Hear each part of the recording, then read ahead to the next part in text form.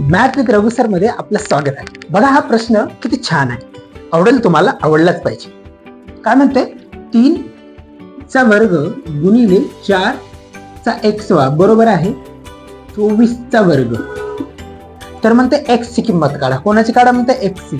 तर काय करायचं नाही, वर्ग पलीकडे घेऊन जाऊ आपण, म्हणजे 4 चा x असंच राहील.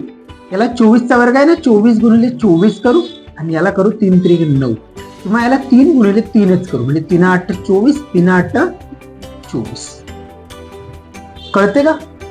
तर याला बेस सेम करायचं. काय होते, हे 4 म्हणजे हे किती आहे, हे 2 चा वर्ग आहे. 2 चा वर्ग आणि हा x बरोबर हा 2 चा घन गुणिले 2 चा घन. याच्यानं काय होते, 2 2 2 बेस झाला सेम. बेस कसा झाला आता, सेम झाला. मग मी काय करल आता, हे 2 या x सोबत गुणाकारात जाते, म्हणजे 2 चा 2 गुणिले x 2x, 2 चा 2x होते बरोबर. घातांकाची काय होते, घातांकाची गुणाकारामध्ये बेरीज होते. काय होते, बेरीज, म्हणजे 2 चा किती होईल, 6 होईल. 2 चा 6. तर मला हा कळाला.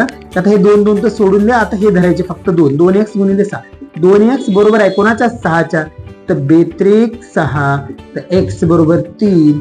ऑप्शन नंबर 1 हे तुमच्या प्रश्नाचं अगदी बरोबर आहे.